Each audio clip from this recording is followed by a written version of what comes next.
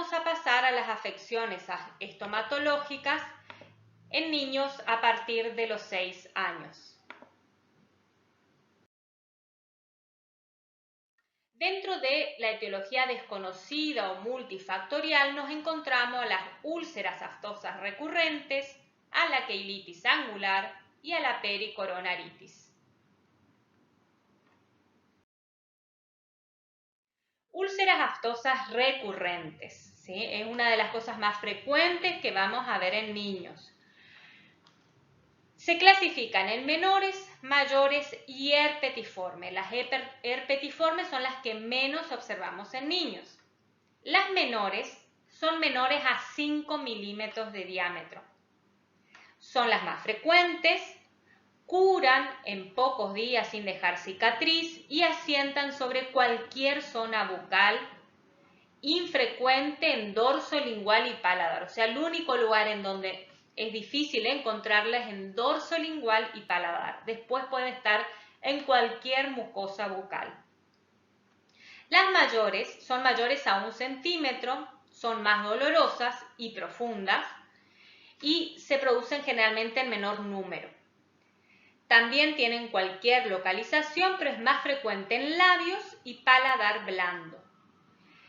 El tiempo de curación también es más largo, ¿sí? Curan en 10 a 30 días y pueden dejar cicatriz.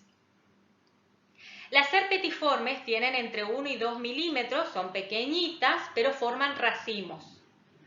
Gran número de lesiones agrupadas y el periodo de curación es intermedio, entre las dos, digamos, entre 10 y 20 días. Y pueden dejar cicatriz. Pero estas son las menos frecuentes en niños. Entonces, la más frecuente que podemos encontrar son las menores.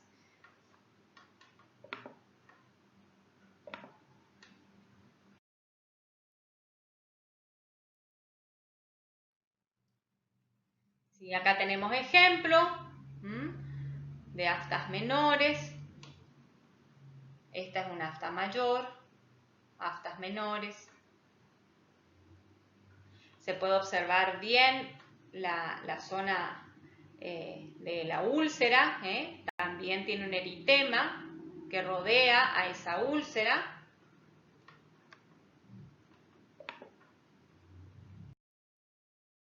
Dentro de factores predisponentes podemos tener hormonales, inmunológicos, nutricionales, dietéticos, estrés. Todos estos son comunes en niños, ¿sí? Y más aún actualmente.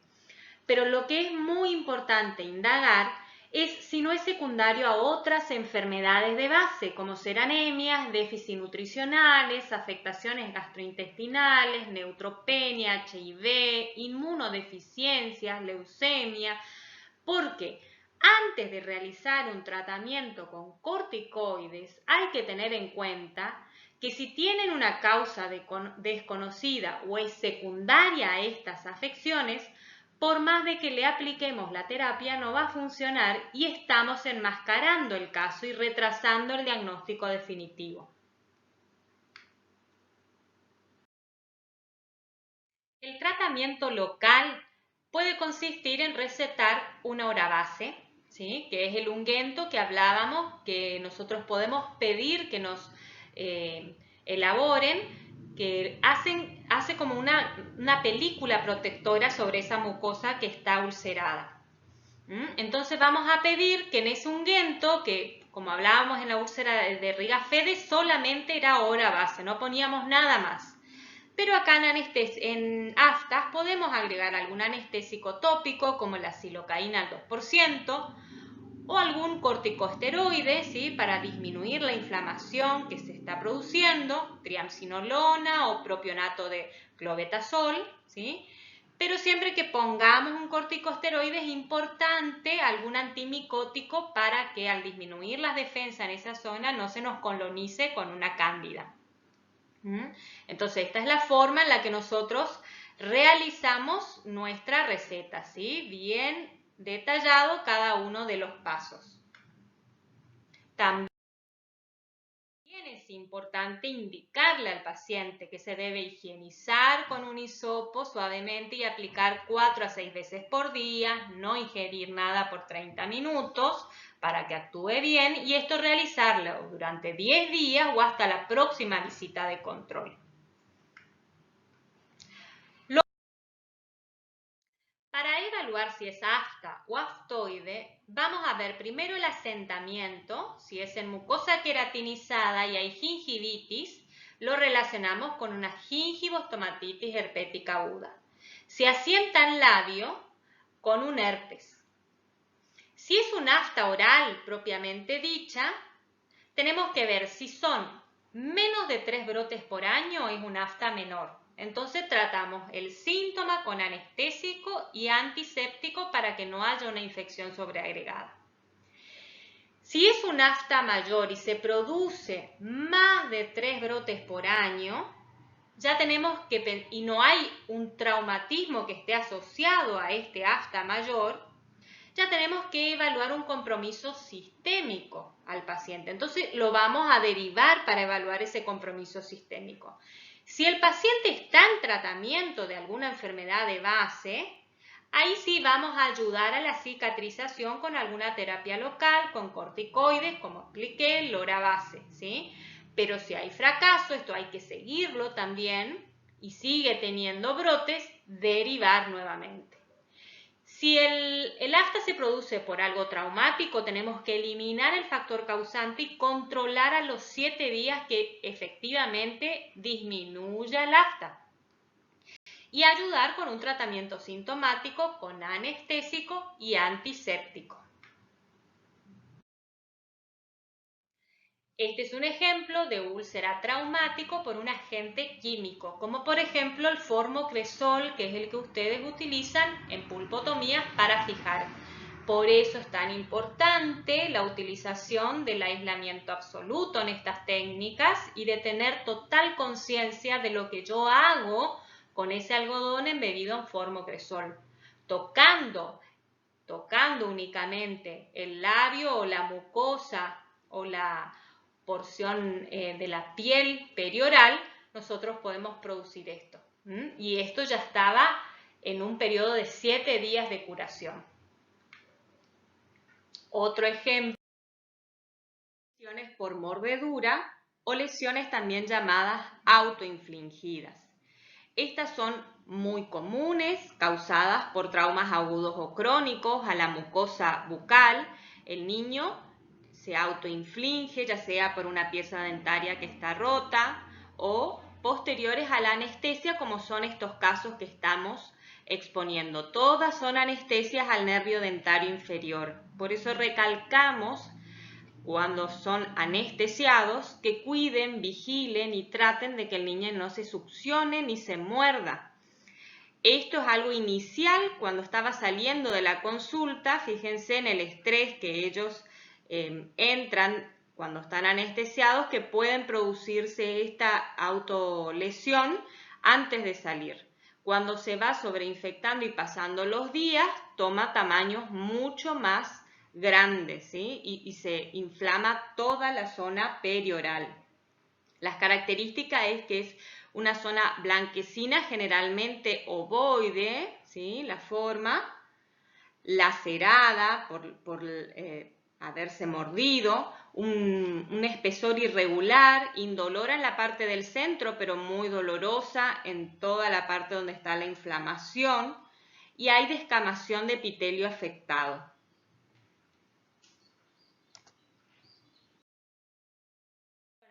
Es una inflamación de los tejidos blandos que está asociada a una pieza dentaria, a una corona de una pieza dentaria, y está parcialmente erupcionada esa corona.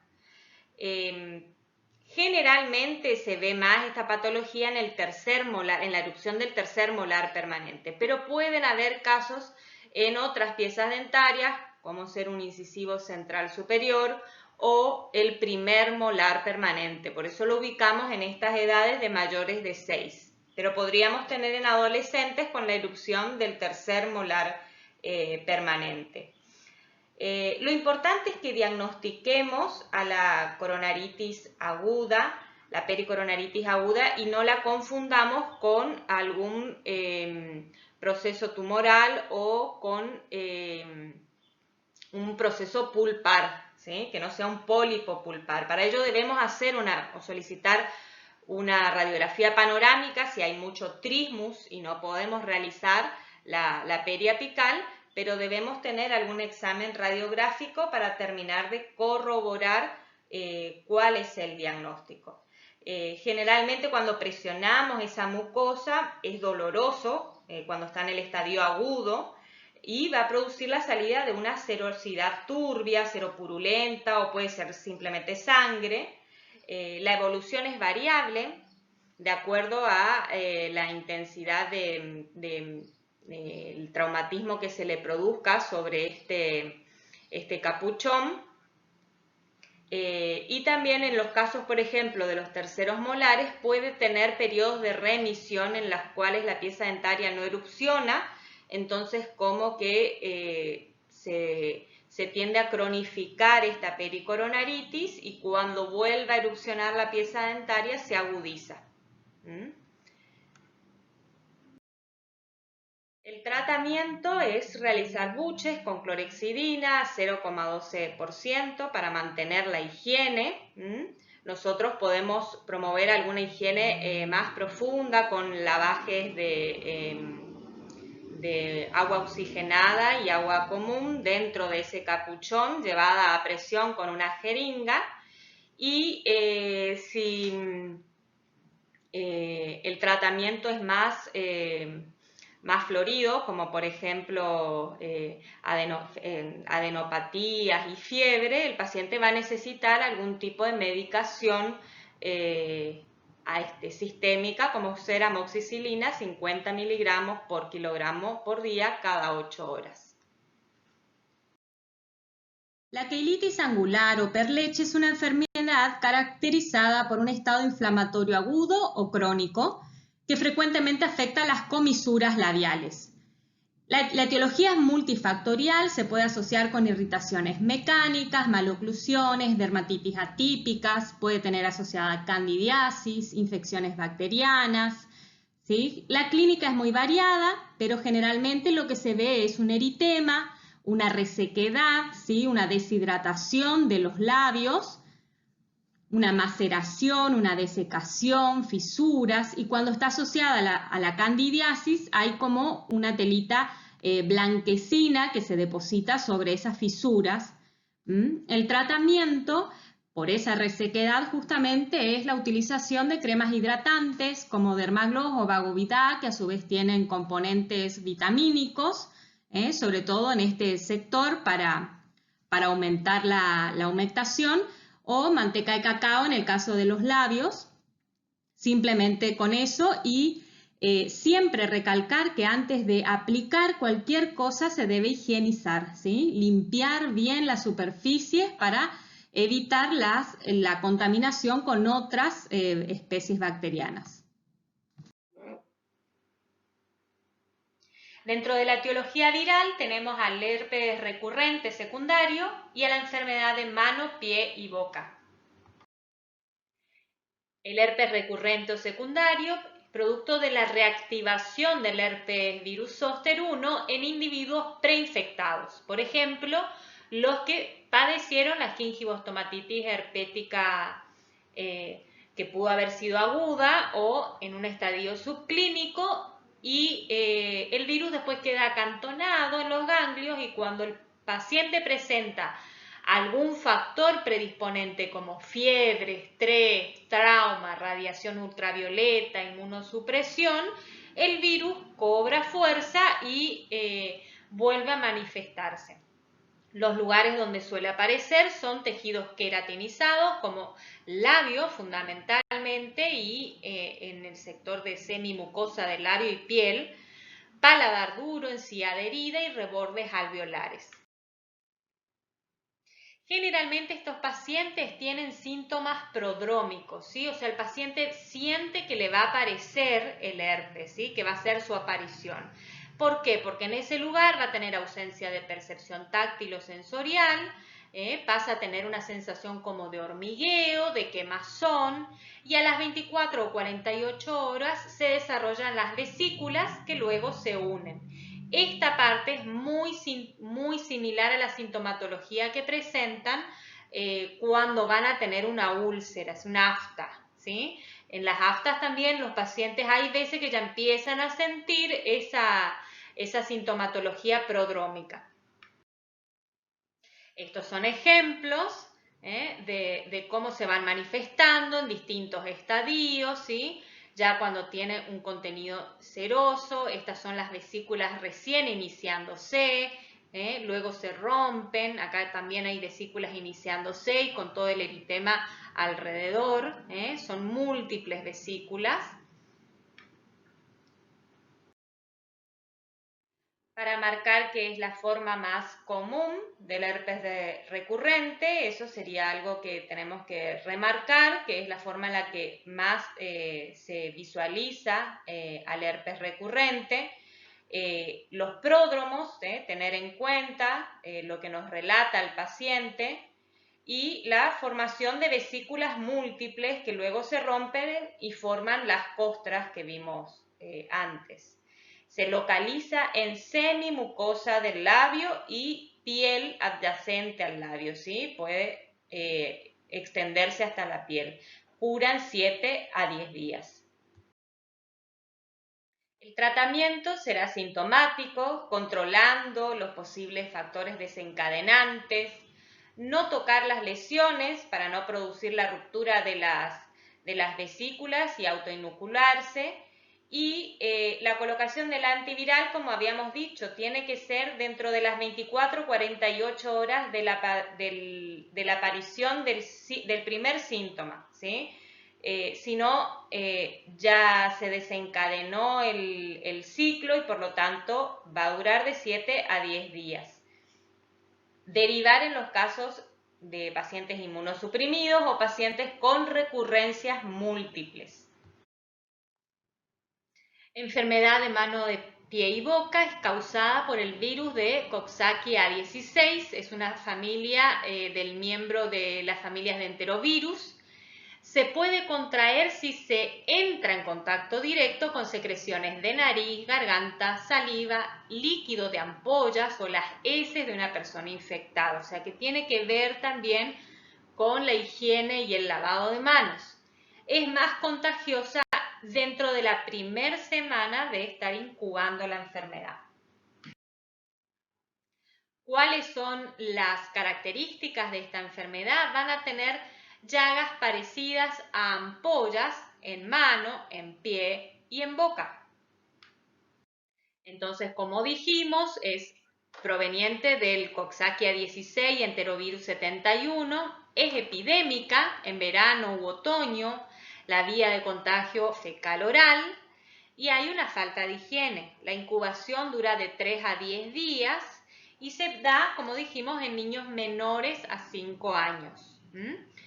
Estas son las manifestaciones en la mano, las vesículas con un eritema alrededor, en la piel, entre los dedos, ¿sí? Y en la boca. Vamos a tener estas pequeñas lesiones ampollares. Dentro de las manifestaciones clínicas podemos tener bucales y generales. Las lesiones bucales y en las manos siempre van a estar presentes, ¿sí? Esas vesículas en manos y en boca siempre van a estar presentes. Vesículas múltiples que se erosionan rápidamente, ¿sí? Dejan un tejido erosionado. Piel, vamos a tener manchas rojas que evolucionan a vesículas, pero no se forman costras, ¿sí? No hay ningún líquido que se forme costra posteriormente. No es común, pero pueden aparecer lesiones en otras zonas cutáneas. Esta es una de las lesiones que se puede visualizar en el pie y en la mano, bien delimitadas por un eritema. Y generales, dolor de garganta, disfagia, fiebre, astenia, anorexia y náuseas. Pasamos ahora a las afecciones estomatológicas que vamos a visualizar en los adolescentes. En la adolescencia, dos enfermedades que tienen mucho que ver con el sistema inmunológico del adolescente es el afta y el eritema multiforme. De aftas ya hablamos, así que ahora pasaremos a eritema multiforme. El eritema multiforme es una enfermedad mucocutánea de etiopatogenia desconocida. Se cree que es una reacción de hipersensibilidad. El 50% de los casos se puede establecer la causa del proceso. Infecciones de herpes virus o drogas pueden estar relacionadas. Adolescentes o adultos jóvenes son los que más frecuentemente están afectados y dentro de ellos el sexo masculino. Es un desarrollo agudo el que tiene y puede ser recurrente, como el caso del herpes. Dura aproximadamente entre 3 a 4 semanas hasta su resolución. El eritema multiforme lo podemos clasificar en menor, que está localizado en piel y mucosa oral, y mayor, que está generalizado y puede afectar hasta 2 mucosas o más.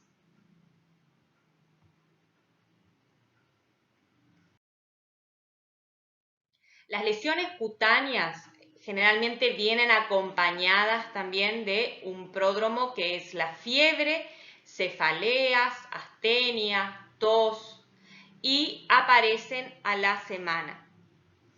Las lesiones se van a observar en las extremidades, como las manos, ¿sí? Son variables. Las lesiones, de ahí es el término de multiforme, pueden adquirir muchas formas. Se presentan manchas rojas que en el centro se desarrollan pápulas o placas y anillos concéntricos. Esto es algo característico de la lesión, es una lesión en diana se llama. Y el centro puede encontrarse necrosado. Las lesiones en diana o iris son patognomónicas de esta enfermedad.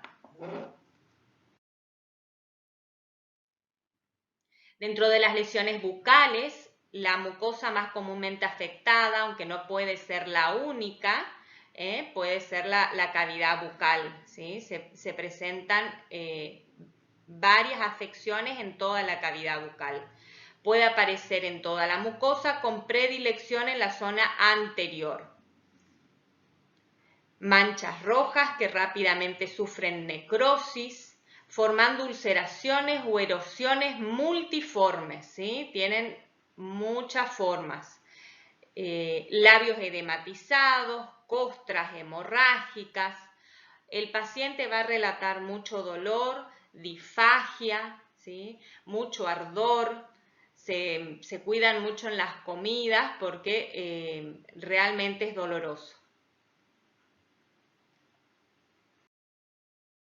Estas son las lesiones características que se observan en la boca, de necrosis, ¿sí? Erosiones muy dolorosas, bastante amplitud, cubren mucha extensión de la mucosa.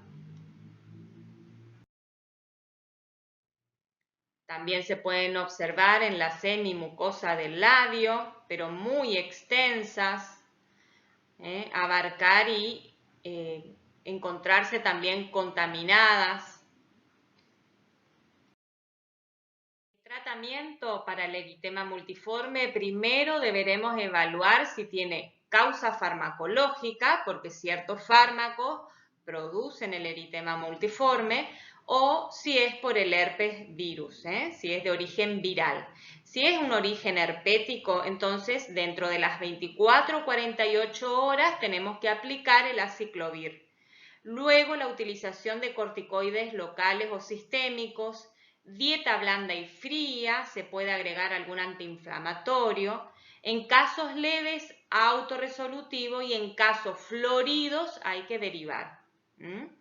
Si es de origen farmacológico, consultar si se puede suspender la medicación, pero este tipo es más común ya en adultos mayores. Hay enfermedades específicas crónicas que necesitan la utilización de drogas que producen el eritema multiforme. Dentro de las bacterianas tenemos Laguna, que hablaremos específicamente cuando hablamos de enfermedades periodontales, pero vamos a ver una pequeña reseña. La gingivitis úlcero-necrotizante aguda es producida por el Treponema vincenti, Fusobacterium fusiformis, Prevotella intermedia, Porphyromonas gingivales, Selenomonas sputigena y la Leptotrichia buccalis. ¿Cuáles son los factores colaboradores? Inmunosupresión, mala alimentación, mala higiene oral, gingivitis o pericoronaritis, estrés, trauma y HIV. Clínicamente podemos observar a nivel bucal necrosis de la punta de las papilas, ¿sí? Las puntas de las papilas están como decapitadas, ¿sí? Hay pseudomembranas blanco-grisáceas que se extienden alrededor de todas las piezas dentarias, edema, sangrado espontáneo, placas, cálculo, halitosis, sabor metálico. Los síntomas generales que pueden presentar estos pacientes es fiebre, astenia y adenopatías.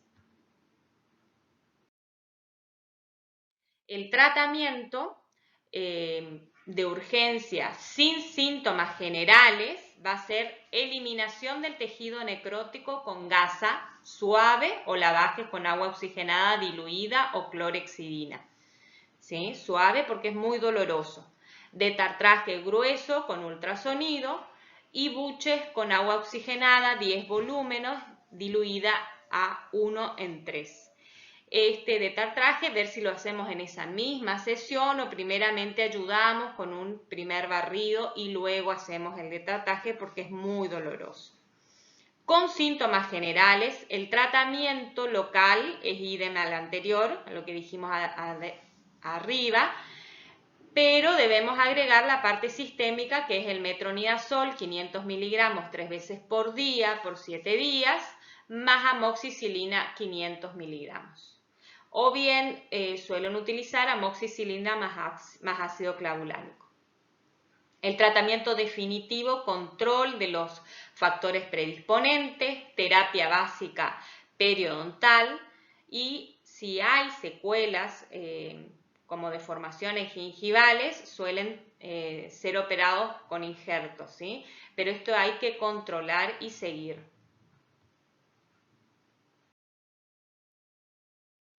La candidiasis pseudomembranosa es una pseudomembrana de color blanco amarillento o aspecto de leche coagulada. Se desprende con el paso de una gasa dejando una mucosa normal o eritematosa abajo. Generalmente se ven mucosas eritematosas. El paciente va a tener ardor y gusto extraño. La candidiasis eritematosa es una mancha roja que se puede presentar a nivel del paladar, de la lengua o del carrillo y lo que vamos a observar, generalmente el sitio de asentamiento más frecuente es en el dorso lingual, es una depapilación, ¿sí? Lingual. Entonces esto está muy eritematoso con los bordes que están blanquecinos, bien delimitados. También en el paladar se suele dar por la aportación de aparatos protésicos y el acrílico genera la producción o favorece el crecimiento de la cándida. Tanto en la candidiasis pseudomembranosa como en la eritematosa, como habíamos nombrado, el tratamiento es a través del uso de la nistatina. Ya en chicos más grandes se utilizan de 400.000 a 600.000 unidades internacionales cada 6 horas, siempre higienizando previamente y si es por portación de aparatología también debe ser bien higienizada el aparato. La candidiasis angular es cuando se coloniza la queilitis perleche, por ejemplo, se coloniza de cándida. Hay eritema, escamas y fisuras a nivel de las comisuras. La saliva se acumula en esa zona, empeorando el cuadro, y hay coinfección con estafilococos. Generalmente se da en pacientes con deficiencias vitamínicas. Para el tratamiento de las candidiasis no solo es importante realizar un tratamiento antimicótico, sino también ver los factores predisponentes para que el paciente no caiga reiteradamente en la misma afección. Como tratamiento antimicótico lo que les voy a presentar es el tratamiento tópico, ¿sí? Porque el sistémico generalmente es el pediatra el que realiza. Como tópico, nosotros lo primero que tenemos que recalcar a los padres es que debemos limpiar la pseudomembrana, los restos de detritos con gasa embebida en solución fisiológica o clorexidina. Si el paciente ya está apto para realizar algún tipo de buche, bueno, ayudar con un tipo de borato de sodio o bicarbonato de sodio para modificar el pH salival. Posteriormente se aplica los antimicóticos tópicos que pueden ser nistatina, 250.000 a 500.000 unidades internacionales cada 6 horas, 7 a 14 días. Y si esto no funciona, el fluconazol, 5 a 10 miligramos por kilogramo por día, también de 7 a 14 días es lo que lleva el tratamiento. Para la parte de piel, como decíamos, piel y semimucosa de labio, podemos ayudar con cremas hidratantes o manteca de cacao para esa resequedad. Y este tratamiento siempre debe continuar por lo menos 5 días después de la resolución de las lesiones. En pacientes inmunosuprimidos deben ser derivados al infectólogo, ¿sí? Se trabaja en equipo también con el infectólogo, el pediatra, para el tratamiento correspondiente. Y en caso de no responder al tratamiento, porque esto hay que recitar, controlar y ver que realmente remita, debemos ver si hay adherencia al tratamiento, si está cumpliendo el paciente el tratamiento o se generó algún tipo de resistencia.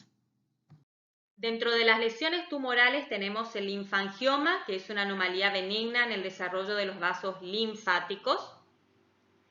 Esta anomalía del desarrollo no tiene una etiología bien definida.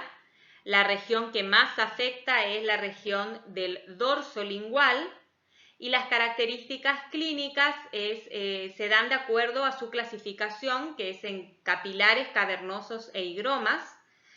Capilares cuando es más superficial y los higromas están más profundos. Las lesiones más superficiales se presentan como nódulos pequeños, blandos, elevados y de coloración amarillo ceniza o rojizo.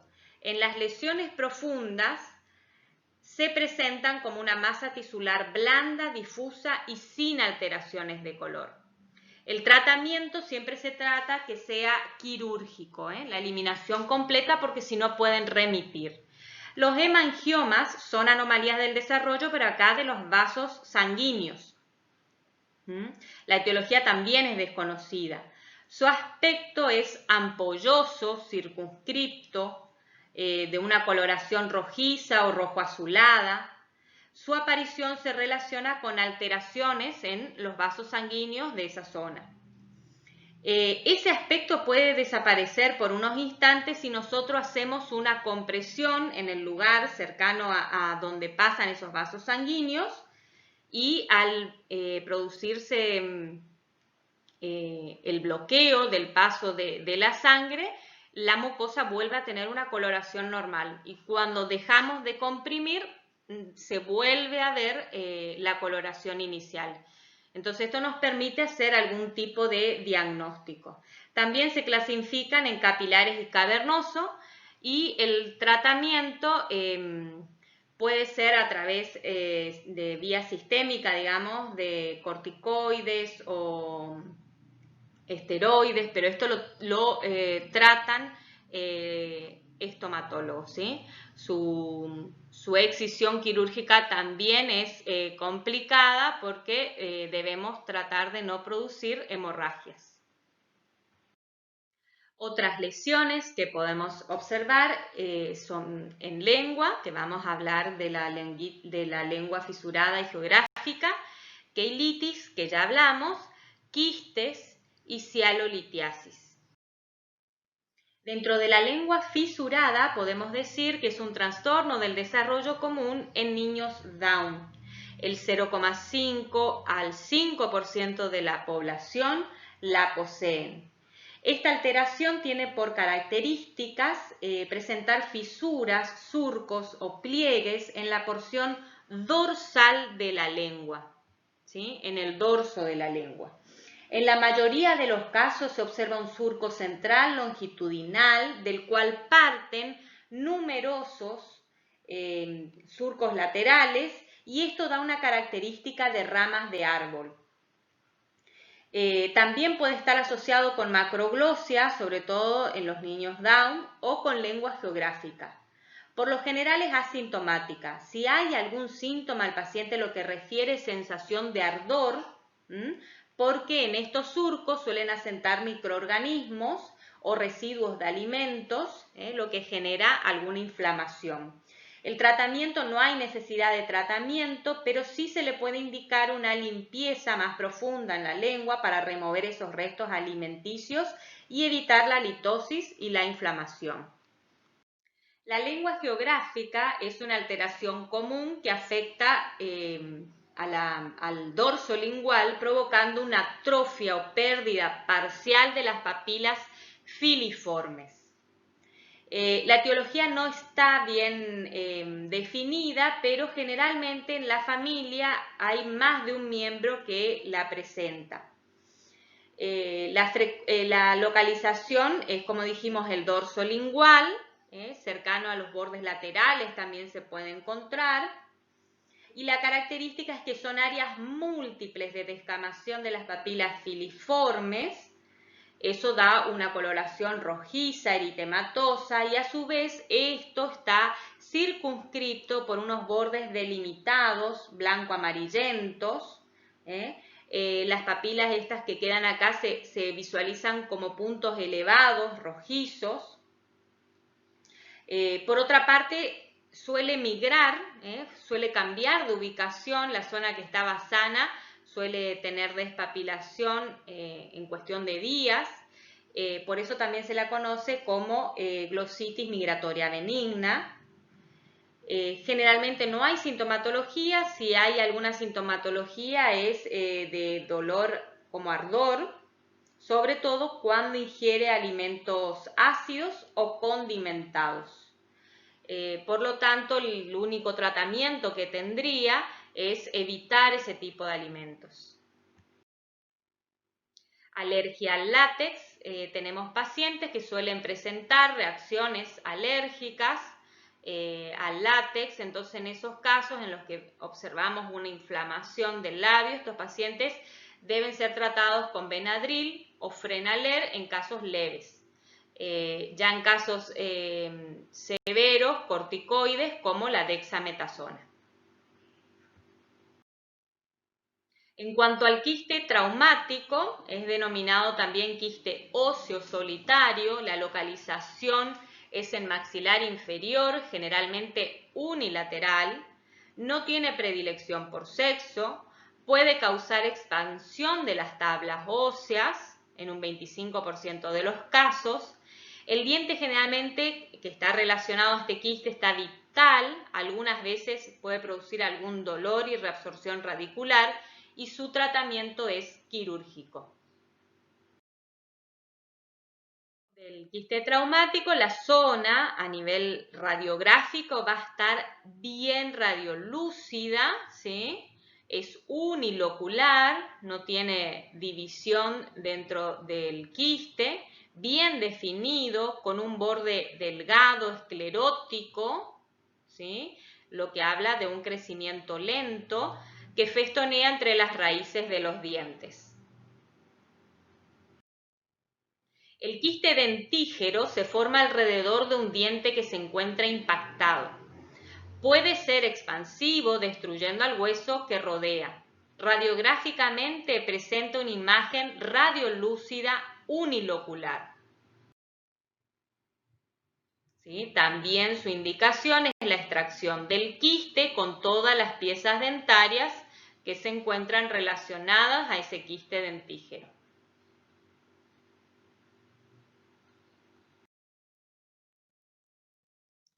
Esto es simplemente para que ustedes tengan en cuenta lo importante que es seguir la cronología eruptiva del paciente, tener en mente la cronología eruptiva del paciente.